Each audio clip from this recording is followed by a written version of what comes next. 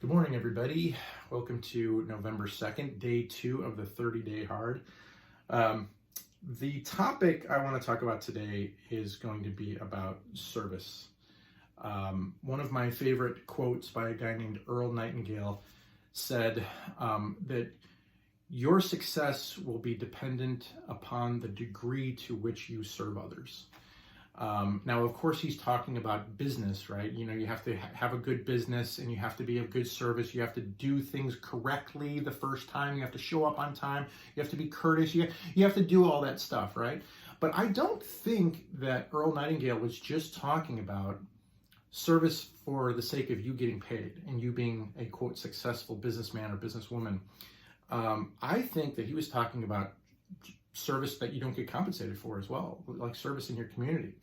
I want to introduce you guys to a realtor that I have made the acquaintance of, not recently actually. I knew her about, I don't know, it's going on maybe 7 or 8 months. Her name is Lisa Lai. She is a realtor in the Chandler, Gilbert, Mesa, Scottsdale, Tempe area here in Phoenix. And the funny thing about Lisa is that if you go on her page, you don't see all this stuff about being a real estate agent. She doesn't like really sell herself super hard and says, this is what I can do for you and blah, blah, blah, and you need to buy a home from me right now. If you go on her Facebook page, you see all this stuff about her volunteer work that she does, you know? I mean, she takes her son to feed the homeless. She takes her son to do other things where they're just straight up being a service in their community. And being a servant like that, of course it helps other people, right? You know, if you're feeding the homeless, it helps the homeless. If you're doing Toys for Tots or something like that, you're helping people who are not as fortunate as you, have a nice Christmas and things like that. But you know, selfishly, it makes us feel good about ourselves. But I think the most important thing is that it gives us perspective in our own lives, right? How often do we find ourselves thinking like, nobody understands me, nobody understands my problems. I have, you know, this other person, like I compare myself to this other person and they're so lucky and I have, you know, I have such a, quote, crappy life compared to them. You know, because they were born with a silver spoon in their mouth, or they got everything handed to them, or whatever you want to say about the person that you're, you know, comparing yourself to. We all do that, right? We've all done that at times.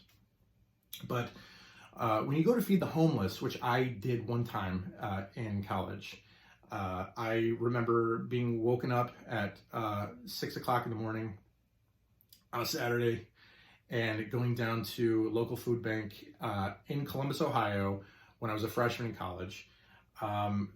This was one of the most perspective gaining experiences that I've ever had in my life. You know, was it hard? Yes. It was not easy to do. But I remember standing outside the doors of this food bank in downtown Columbus, and it was like late January. I mean, it was cold. It was like ridiculous. Standing out there at 6:30 in the morning, I didn't even think the sun had come up yet.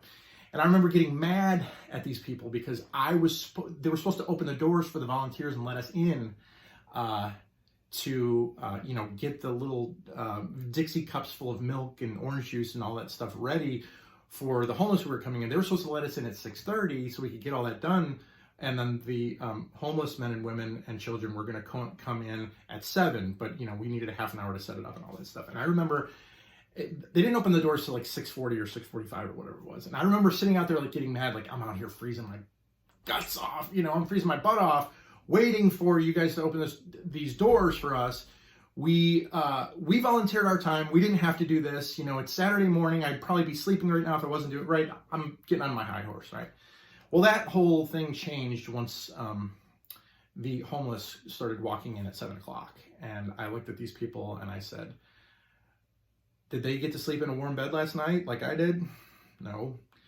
How long have they been waiting outside? Probably hours in this cold. In fact, they probably slept in the cold last night.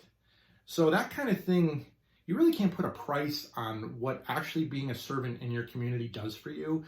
The amount of perspective that it gives you, and it actually makes you a happier person. When you have perspective, in your own life, it actually it forces gratitude upon you. You have no choice but to be grateful for the things that you have. So anyway, take a page out of Lisa Lai's book. Go to her Facebook page, check her out, and be a servant in your community. Talk to you later.